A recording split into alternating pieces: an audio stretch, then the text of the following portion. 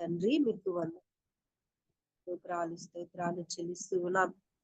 మహాకాశంలో పట్టజాలని వేండ్రము కలిగిన నా దేవా, పరిశుద్ధాత్ముడు అయ్యున్న మా ప్రభువా, పరిశుద్ధమైన దివ్యమైన ఘనమైన నామ ఘనతను బట్టి మీకు కృతజ్ఞతాస్తుతులు చెల్లిస్తూ ఉన్నామయ్యా.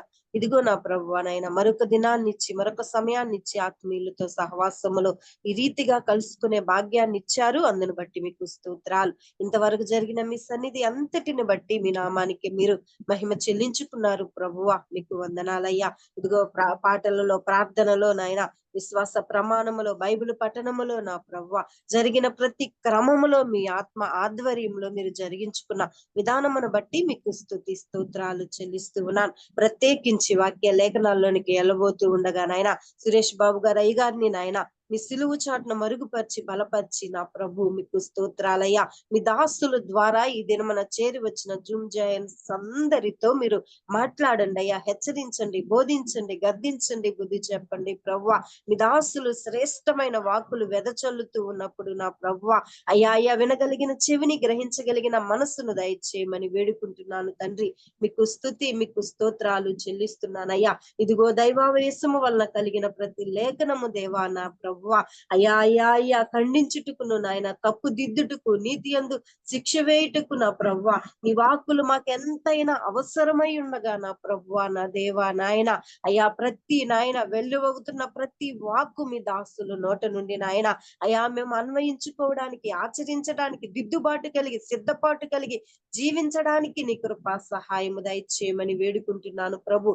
దేవానికి స్తోత్రములు. అట్టి వాక్కులు నా తండ్రి నాయన అయ్యా అయ్యా అయ్యా అయ్యా, స్థిరస్థానమై మేము ధరించుకోవడానికి నా ప్రవ్వ, సత్యవాక్యమునందు స్థిరమైన పునాది మీద నా ప్రవ్వ స్థిరపరచబడ్డానికి నీ సహాయమును అనుగ్రహించి నీ కృపతో నింపమని అయ్యా, మీదట జరగనైనా ప్రతి కార్యక్రమం మీ ఆత్మ ఆధ్వర్యానికి అప్పచెప్పుకుంటూ జాయిన్ అయిన మా ఆత్మీయులను బట్టి జాయిన్ అవ్వాల్సిన వారు త్వరగా జాయిన్ అవుటకు నీ కృపా సహాయం దయచేయమని, ఎన్నిక యోగ్యత అర్హతలే నన్ను ప్రేమించి నాకు ఇచ్చిన ఇట్టి ప్రశస్తమైన సమయమును బట్టి వందన స్తుతులు ఆరోపించుకుంటూ నజరేయుడైన యేసుక్రీస్తు వారి శ్రేష్టమైన నామములో అడిగి వేడుకొని ప్రార్థిస్తూ ఉన్నాను పరమ తండ్రి. ఆమేన్. ఆమేన్. ఆమేన్. ప్రైజ్ లార్డ్ సిస్టర్ గారు, దేవుని నామానికి మహిమ కలుగును గాక. Praise the lord. కూడి వచ్చిన పరిశుద్ధులందరికీ దేవుని నామములో వందనాలండి. ఈ సమయంలో మనకు వాక్యాన్ని అందించడానికి దైవాను చిత్తముగా ఏర్పరచబడిన బ్రదర్ సురేష్ బాబు అన్నయ్య గారు మనకి వాక్యాన్ని అందించడానికి సిద్ధంగా ఉన్నారండి. అన్నయ్య గారు అందరికీ సుపరిచితులే. కొత్త వారి కోసం, సభా మర్యాద కోసం చిరుపరిచయం. అన్నయ్య గారిని పరిచయం చేయడం గౌరవంగా భావిస్తా ఉన్నాను. బ్రదర్ సురేష్ బాబు అన్నయ్య గారు ఆంధ్రప్రదేశ్లోని అనంతపురకు చెందినవారు. క్రైస్తవ సిద్ధాంతాలను బోధించడంలో ఆయన ప్రావీణ్యం కలిగిన బోధకులు. వివిధ సంఘాల్లో దేవుని వాక్య పరిచర్య మరియు వాక్య బోధనల ద్వారా ప్రభువును సేవ చేస్తూ ఉన్నారు. బ్రదర్ సురేష్ బాబాయ్ గారు ఇంటర్మీడియట్ ఎడ్యుకేషన్ బోర్డునకు ప్రాంతీయ తనిఖీ అధికారిగా పదవి విరమణ చేశారు. 3 సంవత్సరాల అన్నయ్య గారికి 2 మనవ సంతానం, వారికి ప్రియమైన తాతయ్య గారు. బ్రదర్ సురేష్ బాబు అన్నయ్య గారు ప్రస్తుతం తన కుమార్తె కుటుంబంతో కలిసి అనంతపురంలో నివసిస్తా ఉన్నారు. అన్నయ్య గారిని, అన్నయ్య గారి కుటుంబాన్ని దేవుడు దీవించిన విధానాన్ని బట్టి దేవునికి వందనాలండి. వెల్కమ్ టు అన్నయ్య గారు, ప్లీజ్ అండి. Thank you Swaroop. వినిపిస్తుందా స్వరూప్? వినిపిస్తుందా? వినిపిస్తుంది. మన ప్రభువును రక్షకుడనైన యేసుక్రీస్తు నామమున virtual prayer fellowship family members అందరికీ శుభములు కలుగును గాక. మరొక ప్రాతకాలంలో మీతో కలిసి దేవుని వాక్యాన్ని నేర్చుకోవటానికి దేవుడు నాకు ఇచ్చిన భాగ్యం కొరకు దేవునికి స్తోత్రములు. మనందరం కలిసి దేవుని వాక్యంలో నుండి కొన్ని విషయాలు నేర్చుకుందాం. అందుకు సహకారంగా అపోస్తలుల కార్యముల గ్రంథం 8వ అధ్యాయము 26వ వచనం నుండి 32 వచనం వరకు చదువుకుందాం. నేను ఒక వచనం చదువుతాను, దయచేసి మీరు ఒక వచనం చదవండి. అపోస్తలుల కార్యముల గ్రంథం 8వ అధ్యాయము 26వ వచనం నుండి 32వ వచనం వరకు చదువుకుందాం.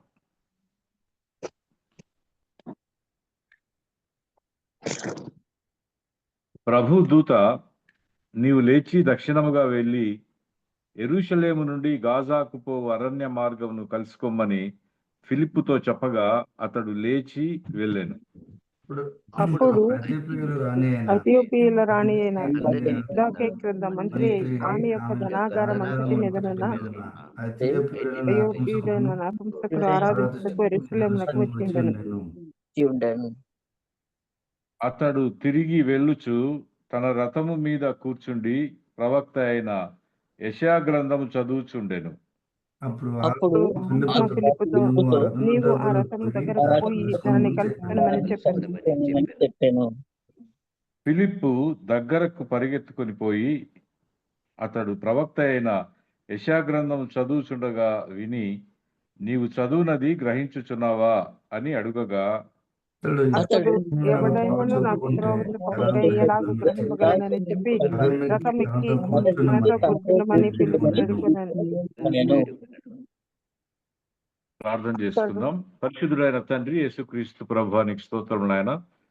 ఇన్ని రోజులు మమ్మల్ని కాపాడి మరి యొక్క ప్రాతకాలమున మీ సన్నిధికి చేరి రావడానికి చూపిన కృప కొరకై వందనాలు ప్రభా. వాక్యంలో నుండి కొన్ని విషయాలు మేము నేర్చుకునటానికి చేరి వచ్చి ఉండగా నా నోటి మాటలు మా అందరి హృదయ ధ్యానములు మీ దృష్టికి అంగీకారయోగ్యములు చేయమని పరిశుద్ధాత్మ దేవ మీరే మాకు బోధించమని మా ప్రభును మీ ప్రియ కుమారుడైన యేసు స్వామి పేరట ఈ ప్రార్థన అడిగి వేడుకొంచున్నాం తండ్రి, ఆమేన్. అపోస్తలుల కార్యముల గ్రంథంలో 8వ అధ్యాయం, 9వ అధ్యాయం, 10వ అధ్యాయంలో ఒక ప్రాముఖ్యమైన అంశాలు మీరు గమనించి ఉండొచ్చు. అవి అర్థం చేసుకోవటానికి మనం చాలా వెనక్కి వెళ్ళాలి. ఎంత దూరం వెళ్ళాలంటే నోవహు యొక్క జలప్రలయం వరకు వెళ్ళాలి. జలప్రలయం తర్వాత నోవహు ఆయన 3 కుమారులు ఓడల నుండి బయటకు వచ్చారు. ఆ 3 కుమారుల పేర్లు షేము, హాము, యాపేతు. షేము, హాము, యాపేతు. వీరిలో మొదటి కుమారుడు ఎవరై ఉంటాడు అనుకుంటున్నారు మీరు? యాపేతు సార్. యాపేతు, రైట్. Thank you brother.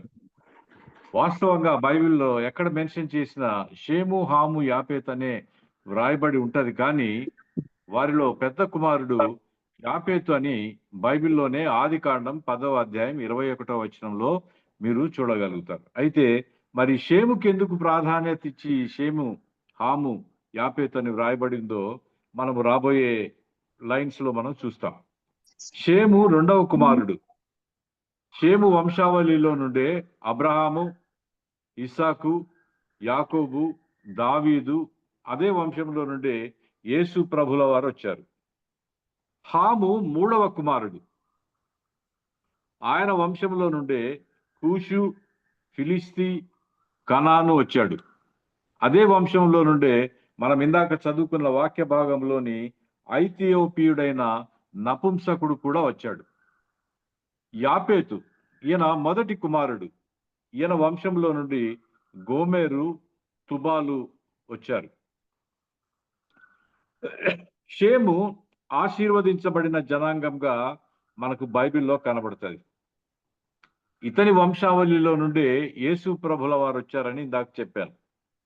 జలప్రళయం తర్వాత 3 అంటే షేము, హాము, యాపేతు 3 వేరు దిక్కులకు వెళ్ళినట్టుగా బైబిల్ రికార్డ్ చేసింది. షేమేమో ఆసియా ఖండం వైపు వచ్చాడని, ఈ ఆసియా ఖండంలో భక్తి గల జనులు, ఎందుకంటే షేము భక్తిపరుడు, అందువలననే ఈ ఆసియా ఖండంలో భక్తి గల జనులు అనేక మతాలను మత స్థాపకులుగా మనం చూడగలుగుతాం. అది ఈ ఖండంలో నుండే ప్రారంభమైనట్టు మనం చూస్తాం. ఉదాహరణకు జైనిజం, సిక్కిజం, ఇస్లాం, బుద్ధిజం, జుడాయిజం, క్రిస్టియానిటీ, ఇలాంటి మతాలన్నీ కూడా ఆసియా ఖండంలోనే ఆరంభమైనట్టుగా మీరు ప్రపంచ చరిత్రను చూస్తే మనకు అర్థమవుతుంది. ఫండమెంటలిస్టులు చాలా మంది క్రైస్తవ మతము తెల్లవారి మతమని, అమెరికా వారి మతమని అంటూ ఉంటారు. అయితే క్రీస్తు జన్మించిన బేత్లహేమ్ అనేది ఆసియా ఖండం యొక్క మధ్య భాగంలో ఉంటది. కాబట్టి యేసు ప్రభుల వారు ఆసియా ఖండవాసి అని మనం చెప్పచ్చు. క్రీస్తు శిష్యులలో థామస్ అనే ఒక శిష్యుడు క్రీస్తు శకంలోనే 55వ సంవత్సరంలో కేరళ రాష్ట్రానికి వచ్చినట్టుగా మనకు ఆధారాలు కనబడతాయి. అక్కడ క్రీస్తు ప్రభుల వారి సువార్తను ప్రకటించటం, ఆర్థోడాక్సీ బ్రాహ్మిన్స్ చాలా మంది ప్రభువును అంగీకరించటం, అదంతా చూసిన తర్వాత రక్షణ పొందిన వారిని గమనించిన తర్వాత సనాతనవాదులు ఆయన అక్కడ నుండి తరిమివేస్తే ఆయన తమిళనాడుకు వచ్చి ప్రభువును ప్రకటించి అనేక మందిని ప్రభు దగ్గరకు నడిపించి అక్కడున్న ఛాందసవాదులు ఆయనను ఈటలతో పొడిచి చంపినట్టుగా చరిత్ర మనం చూస్తాం. దానికి ఆధారంగా నేటికి కూడా తమిళనాడులో సెయింట్ థామస్ మౌంట్ను మనం చూడగలుగుతాం. ఆయన సమాధి సెయింట్ థామస్ కెథడ్రల్లో కూడా మనం నేటికి చూడగలుగుతాం. అమెరికా వాళ్లకు 1776వ సంవత్సరం జూలై 4వ తేదీ స్వాతంత్రం వచ్చింది. అయితే అప్పటికే క్రీస్తు సువార్త, క్రైస్తవ సంఘాలు, సిరియన్ ఆర్థోడాక్సీ చర్చెస్ అన్ని కూడా ఫస్ట్ సెంచరీలోనే కేరళలో ఉన్నట్టుగా మనం చూడగలుగుతాం. క్రీస్తు ప్రభువు యూదుల కొరకు మాత్రమే రాలేదు, ఆయన యూదులలో నుండి వచ్చాడు అంతే.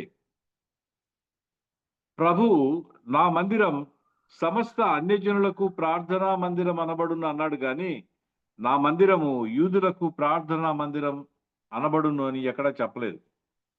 భక్తిపరుడైన షేము ఆసియా వైపు, తండ్రి చేత దేవుని చేత శపించబడిన హాము ఆఫ్రికా వైపు, వ్యాపార దృక్పథం కలిగిన యాపేతు ఐరోపా, అమెరికా వైపు సాగిపోయి స్థిరపడ్డారనేది బైబిల్ పండితుల యొక్క చరిత్రకారుల యొక్క అంచనా. భక్తిగల షేము సంతానము అనేక మతాలను ఏర్పరచుకొని ఆత్మీయ గుడ్డితనం చేత దేవుని ఎరుగని వారుగా జీవించినట్టుగా మనం చూస్తాం. శపిత సంతానమైన హాము సంతతి ఆఫ్రికా ఖండంలో దేవుణ్ణి ఎరుగకుండా జీవించినట్టుగా మనం చూడగలుగుతాం. వ్యాపార విలువలు, ధన సంపాదన, మెటీరియలిస్టిక్ వరల్డ్ గా పేరు పొందిన అమెరికా, యూరోప్లలో దేవుడే అవసరం లేదనుకునే అహంకారులు జీవించినట్టుగా మనం చూడగలుగుతాం. వింతైన విషయం ఏమిటంటే ఈ 3 విభిన్న తరగతుల ప్రజలు దేవునికి కావాలి. వీరందరూ రక్షణానుభవంలోకి రావాలి. ఇదే దేవుని హృదయం, ఇదే దేవుని హృదయం. ఈ 3 విభిన్న జాతులకు సువార్త ఎలా అందజేయబడింది, దేవుడు ఆయా జాతుల ప్రజలను ఎలా సంధించాడో, ఈ 3 జాతుల రిప్రజెంటేటివ్స్ గా ఎవరెవరున్నారో అపోస్తలుల కార్యముల గ్రంథంలో మనం చూద్దాం. ఇందాక చదువుకున్న వాక్య భాగంలో అపోస్తలుల కార్యం 8వ అధ్యాయంలో హాము సంతతికి చెందిన ఐథియోపియుడైన నపుంసకుడులు రక్షణలోకి రావటాన్ని మనం చూస్తాం. తర్వాత 9వ అధ్యాయంలో షేము సంతానమైన సౌలు రక్షణలోకి ఎలా నడిపించబడింది మనం చూస్తాం. అపోస్తలుల కార్యముల గ్రంథం 10వ అధ్యాయంలో యాపేతు సంతతికి చెందిన కొర్నేలి ఎలా దేవుని దగ్గరకు నడిపించబడ్డాడో మనం చూడగలుగుతాం. ఇలాగూ హాము సంతానంలో నుండి నపుంసకుడు, అలాగే షేము సంతానంలో నుండి సౌలు, యాపేతు సంతానంలో నుండి కొర్నేలీలు దేవునికి అవసరమై ఉన్నారు. ఆ విషయాన్ని ఈ 3 అధ్యాయాల్లో మనం క్షుణ్ణంగా చూడగలుగుతాం. మొదట సౌలు గురించి చూద్దాం. సౌలు యాకోబు సంతానమైన 12 గోత్రాల్లోని చివరి వాడైన బెన్యామీను వంశీయుడే సౌలు. అతడు దేవుని నమ్ముకున్న తర్వాత పౌలుగా మారాడు. దేవుని మందిరము ఎప్పుడు అన్ని రకాల నేర చరిత్ర కలిగిన వారితోనే నిండి ఉంటది. అందుకే ఆర్ఆర్కే మూర్తి గారు ఏమంటారంటే, అందరం పాపులమే, అయితే మాజీ పాపులం అంటాడు. సంఘంలో ఉన్న వారందరూ పాపులే, అయితే ప్రభువును తమ సొంత రక్షకునిగా అంగీకరించిన తర్వాత మాజీ పాపులుగా మారిపోతారనేది దాని అర్థం. క్రైస్తవ విశ్వాసులను చంపడమే ధ్యేయంగా పెట్టుకున్న పౌలు ఒక గొప్ప మేధావి. గమలీయేలు దగ్గర ఆయన చదువుకున్నానని ఆయనే చెప్తాడు. ఒక గొప్ప మేధావిగా బైబిల్ చరిత్రలో మనము పౌలుని చూడగలుగుతాం. హంతకుడైన సౌలు ఒక గొప్ప మిషనరీగా, ఆల్ టైమ్ రికార్డ్ మిషనరీగా మారిపోయినట్టుగా అపోస్తల కార్యముల గ్రంథంలో మనం చూస్తాం. మొదట ఒక చిన్న గుంపుగా, నోమాడిక్ ట్రైబ్ గా ఉన్న యూదా జాతి మత సాంప్రదాయాలు ప్రపంచవ్యాప్తంగా ఒక గొప్ప మత విశ్వాసాలుగా మారిపోయినట్టుగా మనం చూస్తాం. దానికి ప్రధాన కారకుడు పౌలు. ఆయన మొదటి వరుసలో ఉన్నట్టుగా మనం గమనించగలుగుతాం. యూదా మత విశ్వాసాలను, క్రైస్తవ మత విశ్వాసాలను కలగలిపి ప్రపంచవ్యాప్తంగా అనేక మందిలోకి వాటిని తీసుకువెళ్ళిన ప్రధాన కారకుడుగా పౌలును మనం చూస్తాం. అసలు ఒక ప్రశ్న అడుగుతాను నేను, దయచేసి జవాబు చెప్పండి. బైబిల్ ఎవరిది? ఎవరు రాశారు? ఎవరి కోసం రాశారు?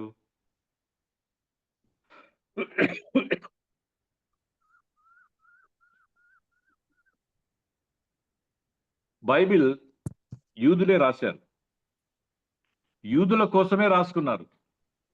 క్రైస్తవుల కోసం రాయలే. మనమే దాన్ని సొంతం చేసుకున్నాం. సరే, ఏ నమ్మకాలనైతే సమాధి చేయాలని కంకణం కట్టుకున్నాడో అదే పౌలు అదే నమ్మకాల కోసం తనే సమాధి అయిపోయినట్టుగా మనము చరిత్రలో చూస్తాం.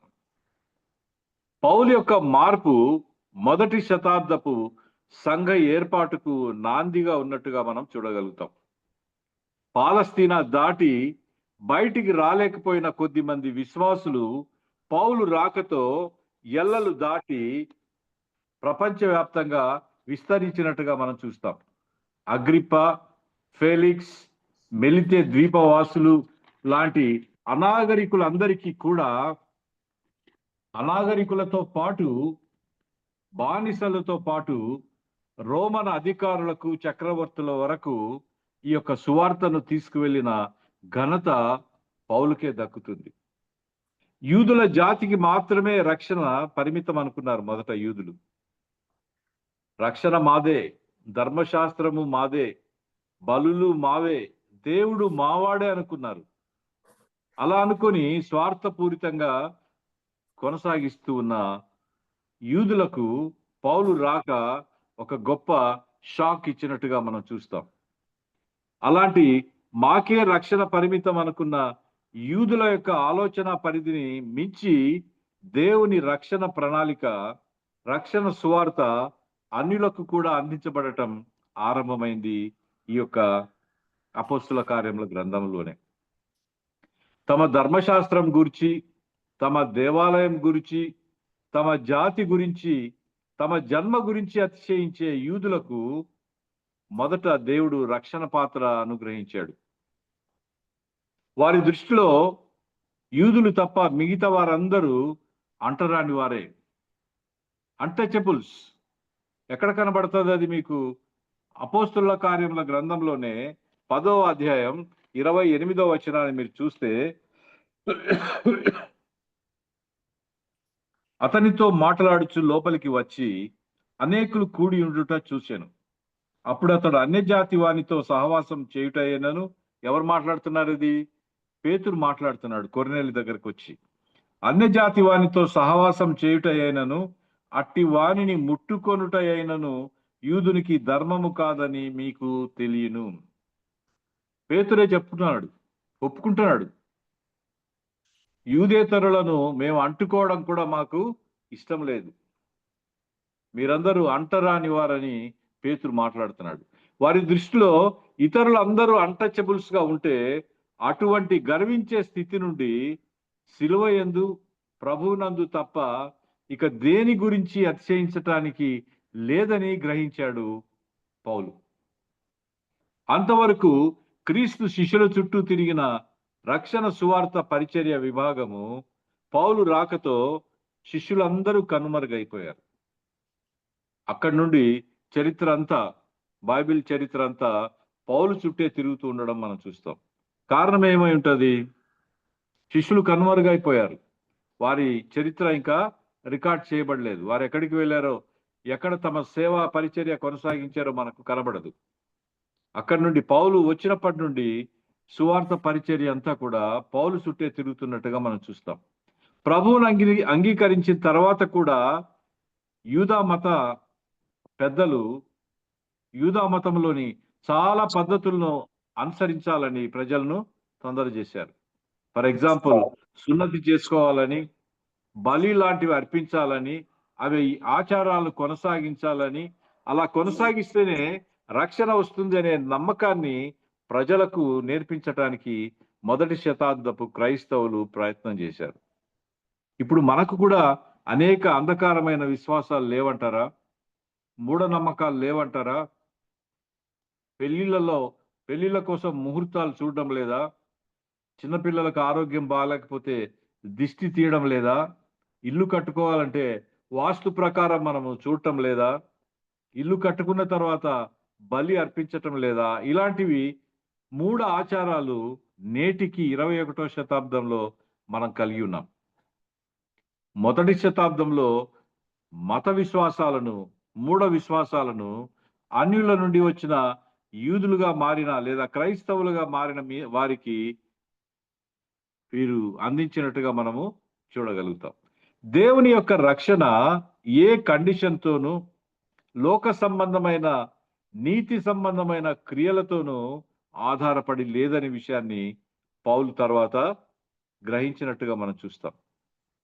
పౌలు క్రైస్తవ మతాన్ని అవలంబిస్తున్న వారిని చంపడానికి చేసిన ప్రయత్నంలో భాగంగా దేవుడు అతనికి కనబడి అతన్ని తన శిష్యుడిగా మార్చుకున్నట్టుగా మనము తర్వాత అధ్యాయంలో చూస్తాం. ఇంతకు పౌలుకు కనిపించిన ప్రభువు మనకెందుకు కనిపించడండి? మనం ఎప్పుడన్నా ప్రభువుని చూడాలని ఆశ కలిగి ఉన్నామా?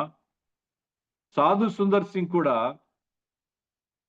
తన పుస్తకంలో ఇదే ప్రశ్నను ప్రభువుల వారిని అడిగినట్టుగా మనము చూస్తాం. ప్రభుపాద సన్నిధి అనే ఒక పుస్తకం ఉంటుంది. వీలైతే ఆ పుస్తకం చదవండి. అందులో సాధు సుందర్ సింగ్ డైరెక్ట్ గా యేసు ప్రభుల వారితో ముఖాముఖిగా మాట్లాడుతున్న సందర్భాన్ని మీరు ఆ పుస్తకంలో చూడవచ్చు. సరే, భౌతిక నేత్రాలు, పౌలు యొక్క భౌతిక నేత్రాలు మూసుకుపోయినాయి. ఆత్మీయ నేత్రాలు ఆ సంఘటనతో దమస్కు దగ్గర తెరుచుకున్నట్టుగా మనం చూస్తాం. తన భక్తిని, తన మత మూఢత్వాన్ని చూసుకొని మురిసిపోయిన పౌలు యేసు ప్రభుతో సంధించబడిన తర్వాత తన భక్తి, తన ఆచారాలు ఎంత నిరుపయోగమైనవో గ్రహించాడు. ఇప్పుడు కూడా ఇతర విశ్వాసాల నుండి వచ్చిన వారు తమ పేర్ల చివర తోకలు అలాగే ఉంచుకోవడం మనం చూస్తాం. సాక్ష్యం చెప్పేటప్పుడు తమ పూర్వ కులం యొక్క, మతం యొక్క అతిశయాన్ని ప్రదర్శించడాన్ని కూడా మనము చూస్తాం. అయితే ప్రభు దగ్గరకు వచ్చిన తర్వాత మనం అతిశయించడానికి ఏమీ లేదు. ఇంకా సిలువకు సంబంధించిన రక్షణ సువార్త గురించి తప్ప ఇంకా అతిశయించడానికి ఏమీ లేదని మనము పౌలు ద్వారా నేర్చుకుంటాం. చాలా చోట్ల ఈ కుల మతముల పేరుతో దేవుని మందిరాలు చీలిపోవటాన్ని మనము చూడగలుగుతాం. ఇది ఎంతో చాలా విషాదకరమైన విషయం. సరే, సిలువ వేయబడిన క్రీస్తును బట్టి తప్ప మరి దేని యందు నేను అతిశయించటం లేదు అని పౌలు చెప్పడాన్ని మనం చూస్తాం. ఇలాగూ షేము వంశములో నుండి పౌలు రక్షణ పొందినట్టుగా ఈ యొక్క సంఘటన ద్వారా మనకు అర్థమవుతుంది. సరే, మూడవ కుమారుడు హాము. ఈ హాము వంశావళిలో నుండి మనం ఇందాక చదువుకున్న ఐథియోపియుడైన నపుంసకుని యొక్క రక్షణ వృత్తాంతాన్ని మనం చూసాం. వీరిని కూషీయులని పిలుస్తారు, బ్లాక్స్ ఇన్ కలర్. ఐథియోపియా అనే పదానికి గ్రీక్ భాషలో కాలిన ముఖం కలిగిన వారని అర్థం అంట. నల్లగా ఉంటారు కాబట్టి వారిని అలా పిలవటం యూదులు చేసిన ఒక పని అయి ఉండొచ్చు. సరే, ఈ ఇథియోపియా దేశంలోనే లేదా ఆఫ్రికా ఖండంలో నుండే బహుదేవత ఆరాధన ఆరంభమైనట్టు మనము చూస్తాం. పాలిథియిజం అంటారు దీన్ని. ప్రకృతిని ఆరాధించటం, జంతువుల్ని ఆరాధించటం, సూర్యుడిని ఆరాధించటం ఐగుప్తులో నుండే భారతదేశానికి వచ్చినట్టుగా మనము చూడగలుగుతాం. ఈజిప్ట్ లో సన్ సిటీ అనే ఒక నగరం ఉంది. ఆ నగరంలో ప్రపంచంలోనే సూర్యునికి అతిపెద్ద దేవాలయం నిర్మించినట్టు ఇప్పటికీ కూడా ఆ దేవాలయం ఉన్నట్టు మనం చూడగలుగుతాం. దాని తర్వాత అంత పెద్ద సూర్య దేవాలయాన్ని భారతదేశంలో కోనార్క్లో మీరు చూడవచ్చు. ఒరిస్సాలోని కోనార్క్లో ఈ యొక్క సూర్య దేవత ఆరాధన ఆలయాన్ని మీరు చూడవచ్చు. కాబట్టి ఈ బహుదేవత ఆరాధన అనేది ఐగుప్తు నుండే భారతదేశానికి వచ్చినట్టుగా మనము చూస్తాం. అబ్రహాం యొక్క రెండవ భార్య హాగరు, మోషే భార్య, వీరిద్దరూ కూషు దేశానికి చెందిన వారే అని మనకు బైబిల్లో తెలుస్తుంది. యూదు జాతిని పాలస్తీనా ప్రాంతాన్ని దాటి సువార్త బయటికి వెళ్ళటానికి దేవుడు ప్రణాళిక కలిగి ఉన్నాడనే విషయం ఈ యొక్క నపుంసకుడైన ఐథియోపియుని ద్వారా మనకు అర్థమవుతుంది. ఆ దేవుని ప్రణాళిక యొక్క నెరవేర్పు ఆరంభం అవటాన్ని ఇక్కడి నుంచే మనము చూడగలుగుతాం. అసలు ఐగుప్తు ప్రస్తావన లేకుండా ఇశ్రాయేలీల చరిత్ర కానీ దేవుని సార్వభౌమ అధికారం యొక్క ప్రత్యక్షత కానీ పూర్తి కాదు. ఐగుప్తీలే లేకుండా ఇశ్రాయేలీల యొక్క చరిత్ర లేదు.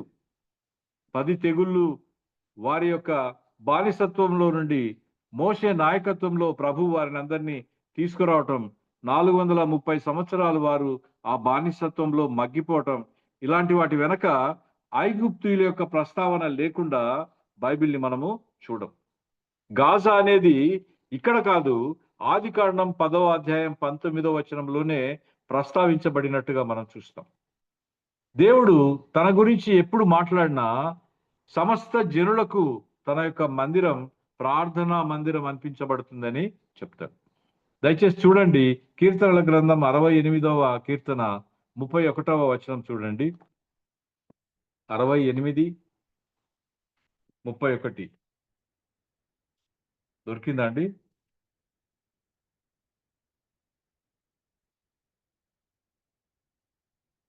తీసారు ఎవరైనా?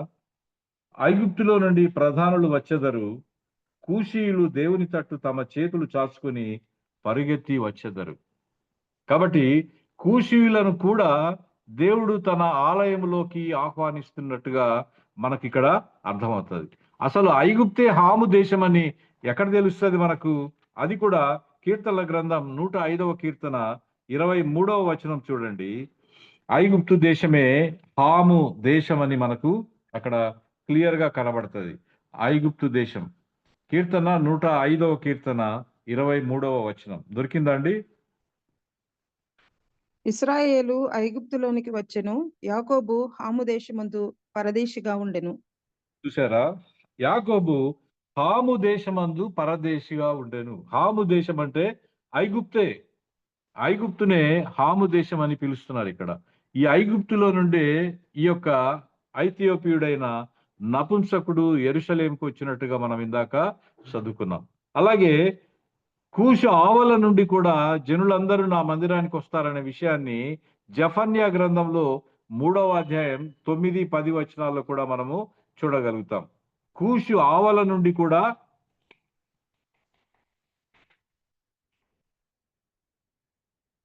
యెరూషలేముకు రావడం జరుగుతుందని జఫన్యా గ్రంథం 3వ అధ్యాయం 9వ వచనం 10వ వచనంలో మనము చూస్తాం. దొరికిందండి? నా కోపాగ్ని చేత భూమి ఎంతయు కాలిపోవును, అప్పుడు జనులందరూ యెహోవా నామమును బట్టి ఏక మనస్కులై ఆయనను సేవించినట్లు నేను వారికి పవిత్రమైన పెదవులనిచ్చేదను. చెదరిపోయిన వారై నాకు ప్రార్థన చేయు నా జనులు కూషు దేశపు నదుల అవతల నుండి నాకు నైవేద్యముగా తీసుకొని రాబడుదురు. చూసారా? కాబట్టి దేవుని యొక్క రక్షణ ప్రణాళిక యూదులకు మాత్రమే పరిమితం కాలేదు. రక్షణ ప్రణాళికను దేవుడు ఎక్స్టెండ్ చేస్తున్నాడు. ఎవరికి ఎక్స్టెండ్ చేస్తున్నాడంటే శపించబడిన హాము సంతతికి కూడా ఎక్స్టెండ్ చేస్తున్నట్టు మనం చూస్తాం.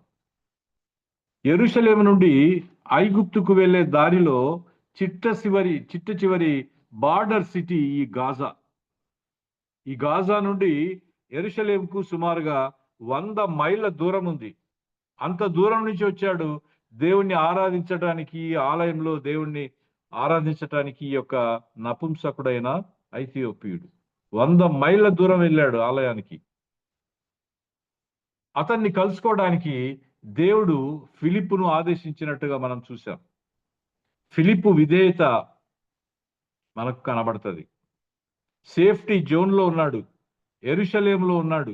అలాంటి ఫిలిప్పు ప్రభువు పరిగెత్తమంటగా చెప్పగానే అరణ్యం వైపు పరిగెత్తున్నాడు, ఎడారిలోకి పరిగెడుతున్నాడు. అసలు ఇన్ని రకాలైన ప్రయాణ సాధనాలుంటే మనం ఉన్న చోట నుండి కదలం, అవునా? కానీ ఫిలిప్పు ప్రభు ఆజ్ఞ మేరకు పరిగెత్తమనగానే ఉన్న చోటు నుండి ఉన్న ఫలంగా పరిగెత్తిపోతున్నాడు. ఎందుకు పరిగెత్తాలో, ఎంత దూరం పరిగెత్తాలో తెలియదు. పరిగెత్తు అనగానే తన పరుగును ప్రారంభించిపోయినట్టుగా ఫిలిప్పును మనం చూస్తాం. ఒక్క ఆత్మ కోసం పరిగెడుతున్నాడు ఫిలిప్పు. ప్రభువుని ఎరుగని వారు అనేక మంది మన చుట్టూ తిరుగుతుంటే మనం పరిగెత్తడం కాదు కదా, నడిచి కూడా వాళ్ళను చేరుకోవడానికి సిద్ధంగా లేము. రథంతో పాటు అంతే వేగంగా పరిగెడుతున్నాడు ఫిలిప్. రథంతో పాటు పరిగెడుతున్నాడు ఫిలిప్పు. మనమైతే కొంతమందిని రథం వెనక పరిగెత్తే గెహాజీలాగా మిగిలిపోతా ఉన్నాం. ఒక్క ఆత్మ కోసం ఎంత ప్రయాసపడుతున్నాడు ఫిలిప్పు చూసారా? ఎంత దూరం పరిగెడుతున్నాడో చూసారా? అనేక ఆత్మలు మన కళ్ళెదురుగా కనబడుతున్నా, దేవుని ఎరుగక నశించిపోతున్న వారి గురించి మనం వారిని చేరటానికి ప్రయత్నం చేయం. ఎందుకు? కారణం ఏమై ఉంటుంది? మనకు ఆ భారం లేదు, మనకు ఆ బాధ్యత లేదు, రిస్క్ తీసుకోవడం మనకు అసలు ఇష్టం లేదు. మనం నపుంసకుని గురించి చదువుతున్నాం కానీ ప్రభువు కోసం పిల్లలను కనలేని నపుంసకులం మనమే. ప్రభు కోసం పిల్లలను కనలేని గొడ్రాళ్ళం మనమే.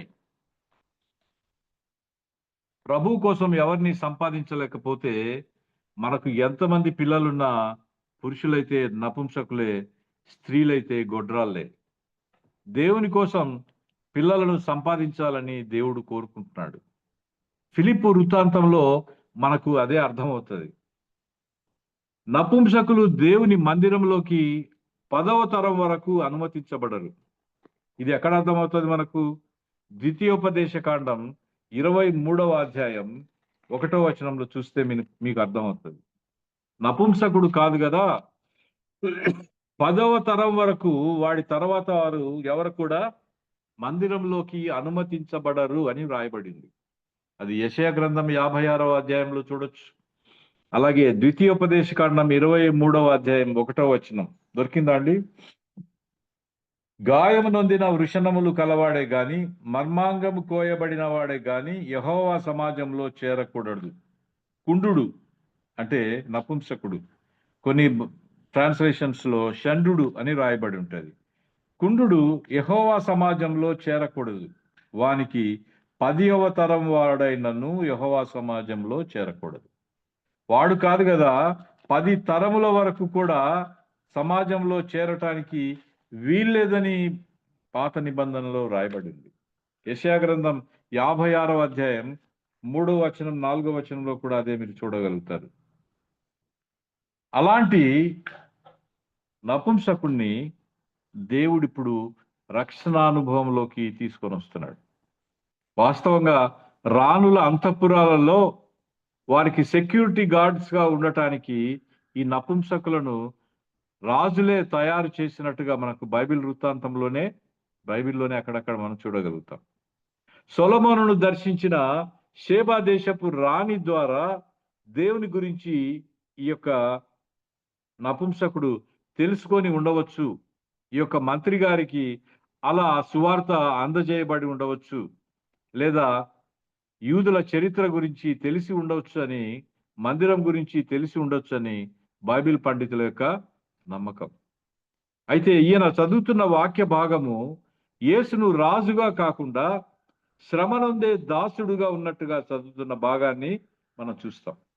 ఇతడు మనసులో చదువుకుంటున్నాడా, గట్టిగా బయటికి చదువుతున్నాడా తెలియదు మనకు. అయితే ఆయన ఏం చదువుతున్నాడో ఆ వాక్య భాగము ఆత్మ ద్వారా ఫిలిప్పుకు తెలియచేయబడినట్టుగా మనకు చూస్తాం. చదువుతున్నాడు కానీ అతనికి అర్థం కావటం లేదు. ఫైనాన్స్ మినిస్టర్కే బైబిల్ అర్థం కాకపోతే అసలు ఫైనాన్స్ లేని మనకు బైబిల్ ఏం అర్థం అవుతుందండి? అయితే ప్రతి ఒక్కరికి బైబిల్ ఎక్స్ప్లెయిన్ చేయటానికి, ఇంటర్ప్రెట్ చేయటానికి ఫిలిప్ ఉంటాడా? ఉండడు. మరి మనకి ఎవరు బోధిస్తారు? పరిశుద్ధాత్మ దేవుడే మనకు బోధిస్తాడు. ఈయన నపుంసకుడు వాక్యం చదువుతున్నప్పటికీ క్రొత్త నిబంధన గ్రంథం ఇంకా లేదు. పాత నిబంధన మాత్రమే యూదులకు అందుబాటులో ఉంది. అందులో యెషయా గ్రంథంలో నుంచి చదువుతున్నాడు ఆయన. క్రీస్తుకు సుమారుగా 730 సంవత్సరాలకు ముందే ఆయన ఎలా జన్మించబోతున్నాడు, ఎలాంటి శిక్ష పొందబోతున్నాడు, మానవులందరి నిమిత్తము వారి పాపపు శిక్ష దేవుడు ఆయన మీద ఎలా మోపబోతున్నాడు, ఎలాంటి మరణం పొందబోతున్నాడు, ఎలా పునరుద్ధానుడు అవుతున్నాడు అనే విషయాల గురించి యెషయా ప్రవక్త తన లేఖనాల్లో క్రీస్తుకు పూర్వం సుమారుగా 730 సంవత్సరాల క్రిందటే లిఖించినట్టుగా మనం చూస్తాం. మందిరంలోకి 10వ తరం వరకు రాకూడని నపుంసకుణ్ణి ఐగుప్తుని ప్రేమించి దేవుడు అతనిని కూడా రక్షణ వలయంలోకి తీసుకొని వస్తున్నాడు. అతనిని కూడా దేవుడు తన రాజ్య వారసుడుగా తయారు చేస్తున్నట్టుగా మనం చూస్తాం. మన విశ్వాసమే మనకు నూతన జన్మ ప్రసాదిస్తుంది తప్ప మన శారీరక పరిస్థితులు, మన ఆధ్యాత్మిక పరిస్థితులు, మన ఆర్థిక పరిస్థితులు మనకు నూతన జన్మను ప్రసాదించవని ఇక్కడ మనకు అర్థమవుతుంది. హాము వంశము నుండి ఈ నపుంసకుడు రక్షించబడినట్టుగా మనం చూస్తాం. ఇక మొదటి కుమారుడైన యాపేతు, ఈ మొదటి కుమారుడు యాపేతులో నుండే కొర్నేలి వచ్చినట్టుగా మనకు కనబడుతుంది. అన్యుడైన కొర్నేలి పొందిన ప్రత్యక్షత మనము తర్వాత అధ్యాయాల్లో చూడగలుగుతాం. ఈయన ఒక ఇటలీ రెజిమెంట్లో ఉండే ఒక సెంచురియన్, ఒక శతాధిపతి, రోమన్ మిలిటరీ ఆఫీసర్గా ఉన్నట్టుగా మనం చూడగలుగుతాం. ఈ కొర్నేలి యొక్క ప్రత్యక్షతను అపోస్తుల కార్యముల గ్రంథంలో మనం చూడగలుగుతాం. దయచేసి చూడండి.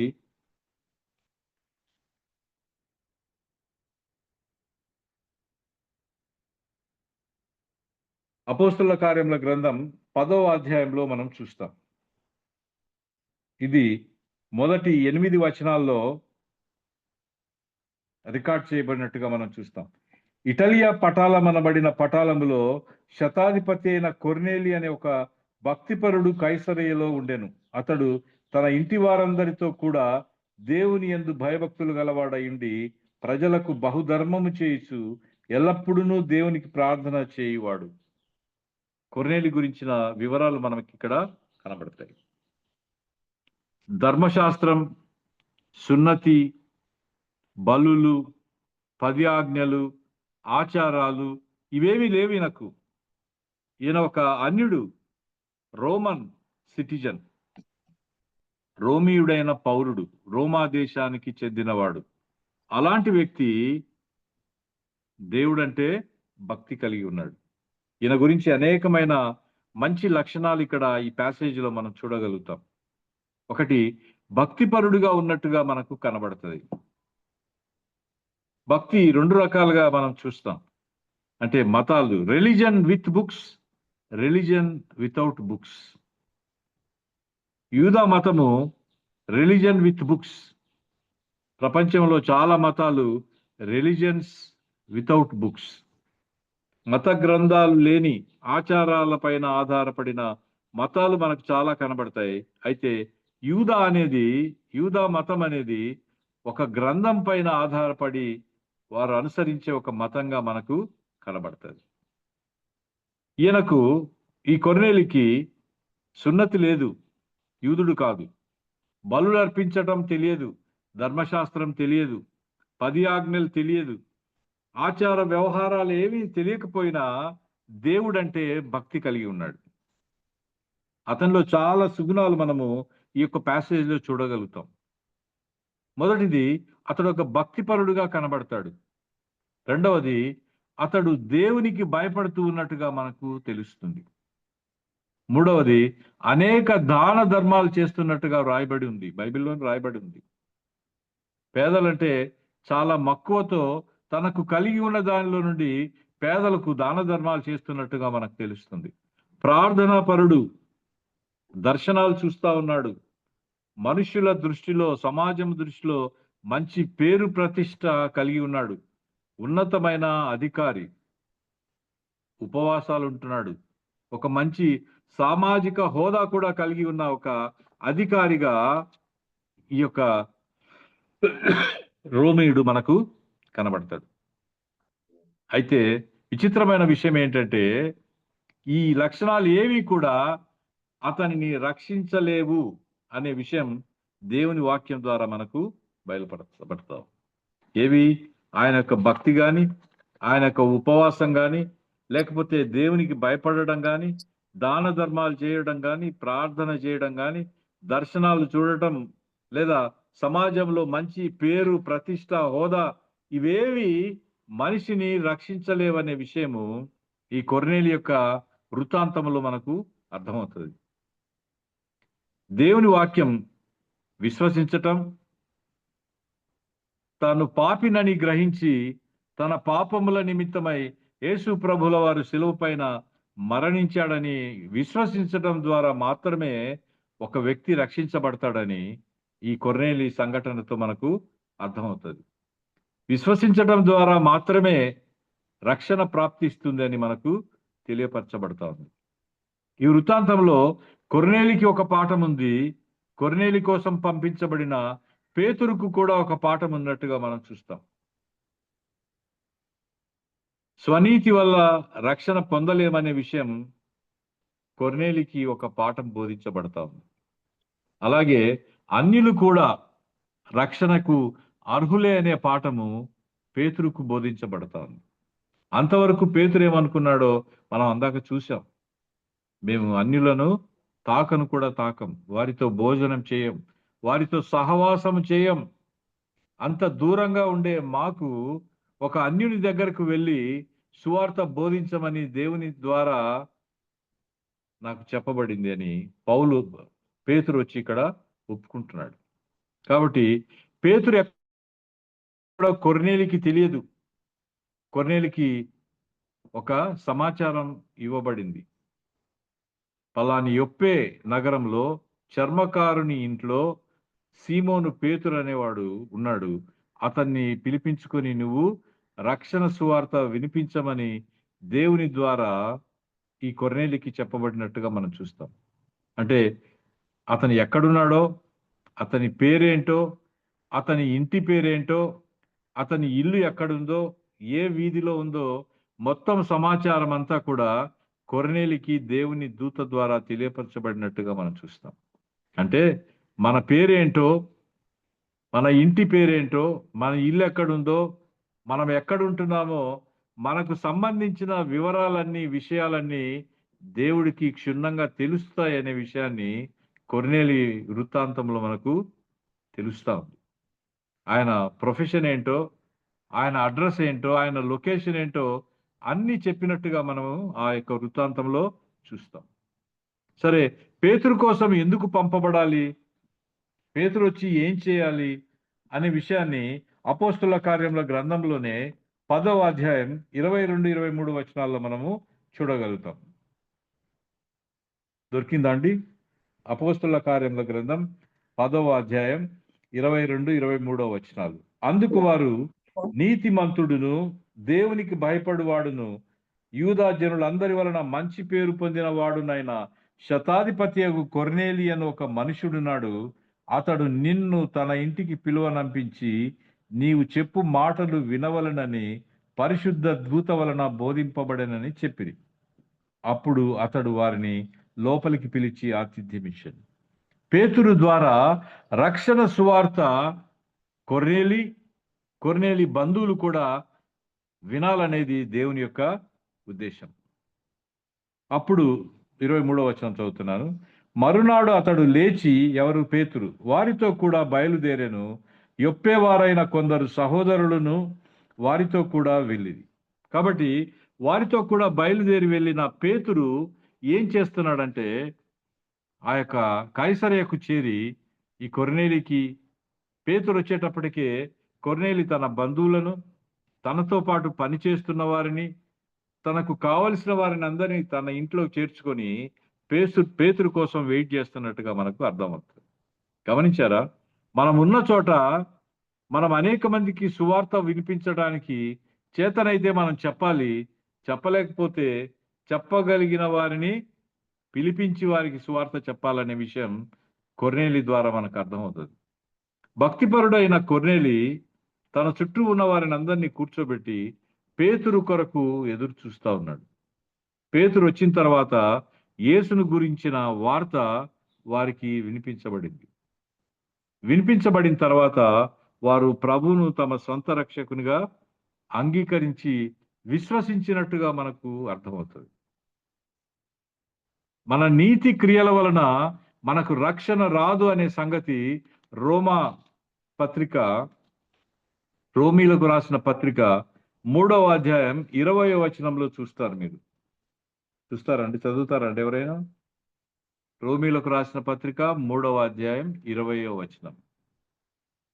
ఏలయనగా ధర్మశాస్త్ర సంబంధమైన క్రియల మూలంగా ఏ మనుషుడును ఆయన దృష్టికి నీతిమంతుడని తీర్చబడడు. ధర్మశాస్త్రము వలన thank you sister, thank you. మనము ఎటువంటి నీతి క్రియలు చేసినా, ధర్మ కార్యాలు చేసినా, మనం అనుకుంటున్న ఏ విధమైన సామాజిక ప్రయోజనాన్ని కలిగించే పనులు చేసినా అవేవి కూడా మనలను నీతిమంతులుగా రక్షణలోకి నడిపించవు. కేవలం ఆయన యందు విశ్వసించే విశ్వాసము ద్వారా మాత్రమే మనకు రక్షణ అనుగ్రహించబడుతుంది. ఇందులో మన యొక్క క్రియలు కానీ, మన మెరిట్ కానీ ఏమీ పని చేయవనే విషయం మనకు అర్థమవుతుంది. మన యొక్క విశ్వాసమే మనల్ని నీతిమంతులుగా తీరుస్తుందనేది మనకు బోధించబడతా ఉంది. రక్షణ కృప ద్వారా మాత్రమే ఉచితంగా మనకు అందించబడతా ఉంది. మన విశ్వాసమే, ఆయన యందు విశ్వాసమే మనల్ని నీతిమంతులుగా తీర్చిదిద్దుతా ఉంది. అది అబ్రహాం విషయంలోనే మనకు అర్థమవుతుంది. అబ్రహాము దేవుని నమ్మెను, అది అతనికి నీతిగా ఎంచబడెను అని వ్రాయబడి. పౌలు దాన్ని ఎస్టాబ్లిష్ చేయడానికి చాలా చోట్ల ప్రయత్నం చేస్తాడు. ఎప్పుడు అతన్ని నీతిమంతుడుగా ఎంచాడు దేవుడు? సున్నతి చేసుకున్న తర్వాతనా, సున్నతి చేసుకోకముందా అడుగుతాడు పౌలే. ఆ మాట అబ్రహాం ఇంకా సున్నతి చేసుకోక మునిపే అని వ్రాయబడి ఉంది. కాబట్టి దేవుని యందు విశ్వాసం ఉంచటమే మనల్ని నీతిమంతులుగా తీర్చిదిద్దుతుందని బైబిల్ మనకు బోధిస్తుంది. కాబట్టి కొర్నేలి చేసే మంచి పనులు కానీ, ప్రార్థన కానీ, దాన ధర్మాలు కానీ, సామాజిక హోదా కానీ, సమాజంలో అతనికి ఉన్న పేరు ప్రతిష్ట కానీ, ఇవేవి దేవునికి ఇష్టమైన పనులు కాదు. వాటిని చూసి మనం చాలాసార్లు మురిసిపోతూ ఉంటాం. వాటిని బట్టి మనం చాలాసార్లు అతిశయపడతా ఉంటాం. అయితే వాటి వలన రక్షణ రాదు అనేది మనకి ఇక్కడ అర్థమవుతుంది. సరే, కొర్నేలి దగ్గరికి పేతురును పంపించడం జరుగుతుంది. ఈ కొర్నేలి దగ్గరికి వచ్చిన కైసరియకు యొప్పే నుండి వచ్చాడు పేతురు. ఇది సుమారుగా 35 మైళ్ళ దూరం ఉన్నట్టుగా మనకు కనబడుతుంది. పేతురు బోధ తర్వాత వారందరూ ఆత్మచేత నింపబడినట్టుగా అక్కడే మనకు అర్థమవుతుంది. 10వ అధ్యాయంలోనే, అపోస్తుల కార్యముల గ్రంథంలో 10వ అధ్యాయంలోనే మీరు చూడగలుగుతారు. పేతురు సువార్త, యేసు ప్రభువును గురించిన వార్త బోధించిన తర్వాత వాళ్ళు ఇంకా బాప్తిస్మం తీసుకోలేదు, వాళ్ళు ఇంకా ప్రభు బల్లను కూడా సమీపించలేదు. అయితే వారందరూ పరిశుద్ధాత్మతో నింపబడి ఉండటాన్ని చూసి పేతురు ఆశ్చర్యపోతాడు. వీరి మీద మేమింకా చేతులుంచి ప్రార్థించలేదు, వీరికి ఇంకా ధర్మశాస్త్రాన్ని బోధించలేదు, 10 ఆజ్ఞల గురించి బోధించలేదు, లేకపోతే దశమ భాగం గురించి బోధించటం లేదు. మనం ఏవైతే ఆచార వ్యవహారాలు అనుకుంటామో వాటిని వీరికి ఇంకా బోధించక మునిపే దేవుడు వారిని పరిశుద్ధాత్మ చేత నింపినట్టుగా మనకు అక్కడ కనబడుతుంది. కాబట్టి మనము ఏ స్టాండర్డ్స్ అయితే దేవునికి ఫిక్స్ చేస్తామో అదే స్టాండర్డ్స్ లో దేవుడు ఉండాలని చాలా సార్లు కోరుకుంటాం, చాలా సార్లు ఎక్స్పెక్ట్ చేస్తాం. అయితే దేవుని స్టాండర్డ్స్ వేరు, మన స్టాండర్డ్స్ వేరు, మన ఎక్స్పెక్టేషన్స్ వేరు, దేవుడి ఎక్స్పెక్టేషన్స్ వేరు అనే విషయాన్ని అన్యుడైన కొర్నేలితో పాటు కూర్చొని రక్షణానుభవంలోకి చేర్చబడిన వారి వృత్తాంతంలో మనకు అర్థమవుతుంది.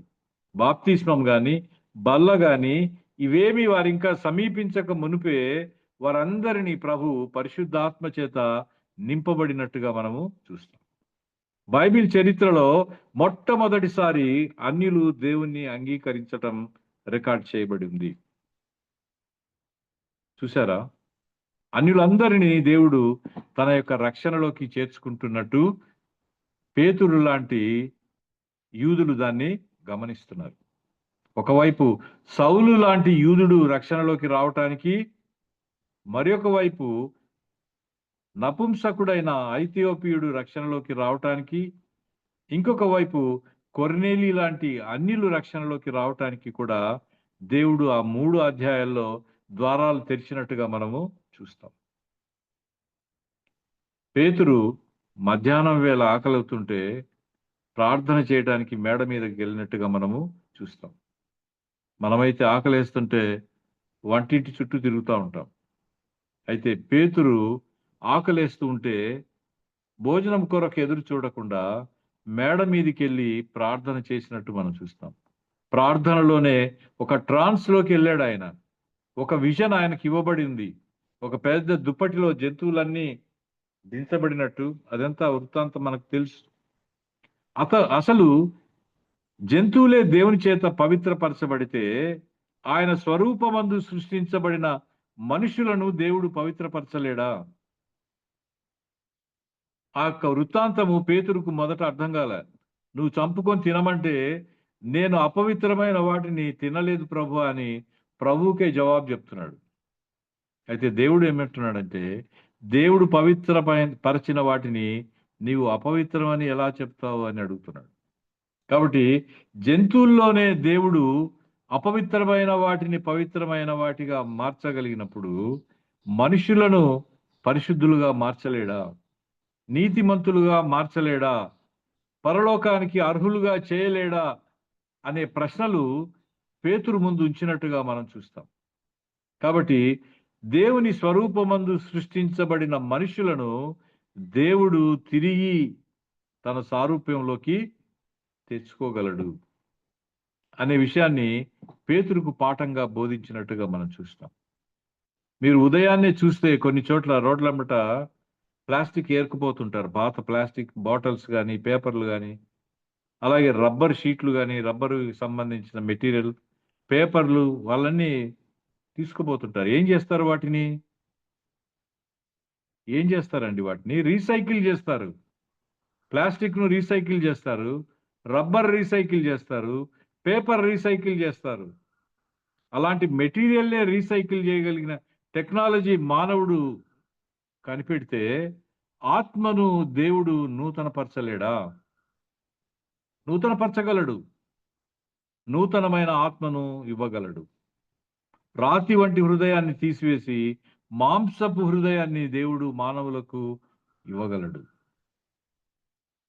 ఆదికాండం 6వ అధ్యాయం 20వ వచనంలో ప్రతి పక్షిని, జంతువును, ప్రాకు పురుగులన్నిటినీ నోవహు ఓడలోకి ఆహ్వానించాడు.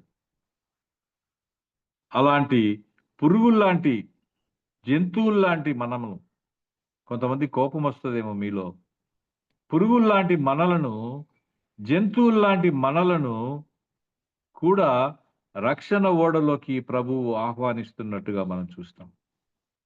అందుకే మనము రక్షణ ఓడలోకి వచ్చాం. నోవహు యొక్క సువార్త ముందు మనుషులందరికీ ప్రకటించబడింది. ఎవ్వరూ ఓడలోకి రాలే.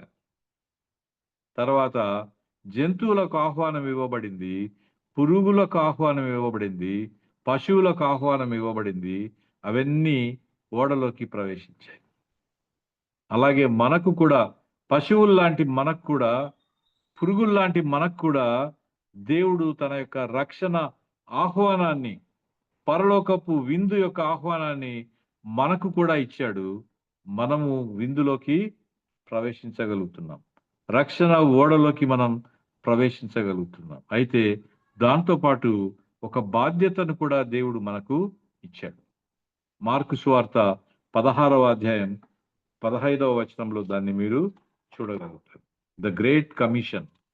మార్కు సువార్త 16వ అధ్యాయం 15వ వచనంలో ఒక గ్రేట్ కమిషన్ను ప్రభువు అందరికీ ఇచ్చాడు. ఆయన గొర్రెపిల్ల వివాహపు ఆహ్వాన పత్రికలు మనకు అందజేశాడు. ఆ వెడ్డింగ్ కార్డ్స్ ఇచ్చి అందరికి పంచిపెట్టమంటే మనం వెడ్డింగ్ కార్డ్స్ ఎవరికి ఇవ్వకుండా మన దగ్గరే ఉంచుకున్నాం. గ్రేట్ కమిషన్ ఏంటండి? మార్కు సువార్త 16వ అధ్యాయం 15వ వచనం. మరియు మీరు సర్వలోకమునకు వెళ్ళి సర్వ సృష్టికి సువార్తను ప్రకటించుడి. ఇది దేవుడిచ్చిన ఒక గ్రేట్ కమిషన్.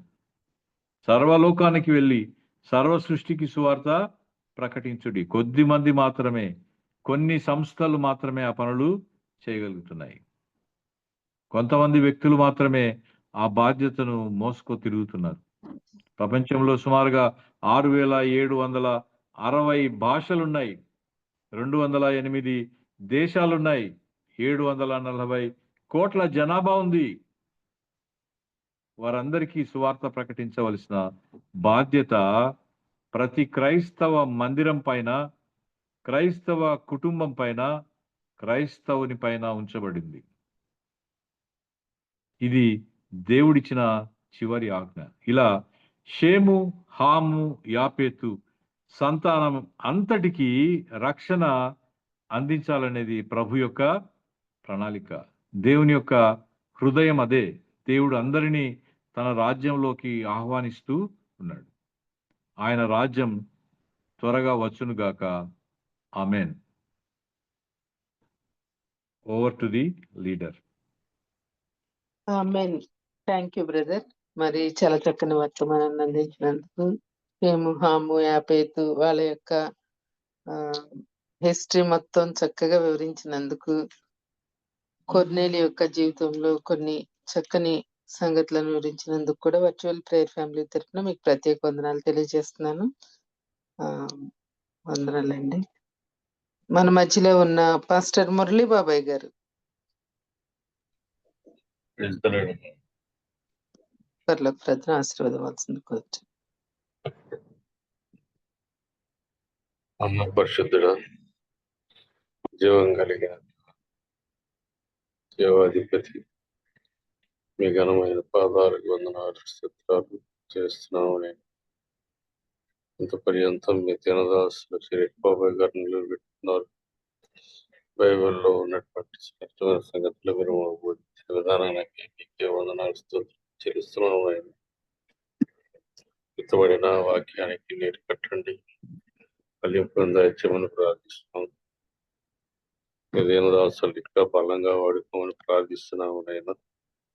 నాయన మా దేవ, మా గ్రూప్ సభ్యులైనటువంటి మరి రమేష్ గారి తండ్రి గారు, మరి కృష్ణ గారు మరి అనారోగ్యంతో మరి విజయవాడ హాస్పిటల్ అడ్మిట్ అయినారు. వారి కొరకు ప్రార్థిస్తున్నాము. అలాగనే వీరస్వామి గారిని కూడా మీరు దర్శించండి. బిడ్డలు ఇరువురు కూడా హార్ట్ ప్రాబ్లంతో బాధపడుతూ హాస్పిటల్ జాయిన్ అయ్యాక మంచి ఫలితాన్ని వారికి కలిగించమని ప్రార్థిస్తున్నాం. మంచి ఆరోగ్యం దయచేయమని కూడా ప్రార్థిస్తాం.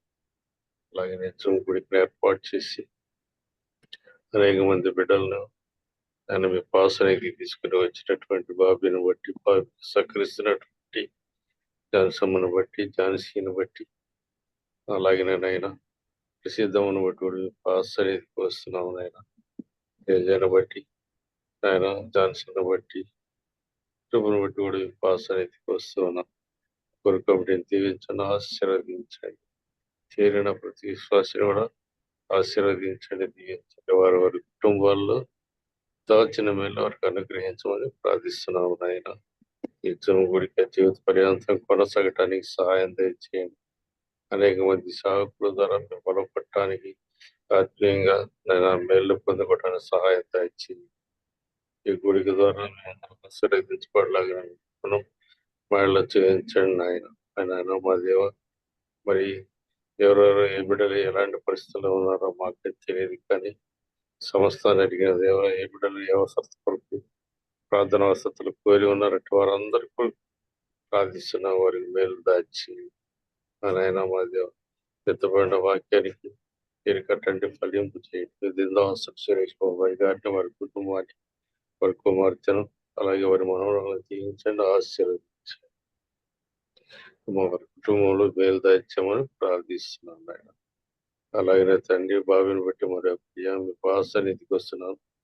బిడ్డను దీవించండి, ఆశీర్వదించమని మా ప్రభు శిలువలో తన ప్రాణాన్ని బలిగా పెట్టిన మా ప్రభువును మీ ప్రియ కుమారుడు లోకరక్షకుడిని యేసుక్రీస్తు వారి నామమున అడిగి వేడుకొని ప్రార్థిస్తున్నాను తండ్రి. ఆమేన్. యుగమందున్న మా తండ్రి, మీ నామం పరిశుద్ధపరచబడుగా, మీ రాజ్యం వచ్చునుగాక, మీ చిత్తం పరలోకమందు నెరవేర్చినట్టు భూమి యందును నెరవేరును గాక. మా దినములను మాకు దయచేయండి, మేము అపరాధం చేసి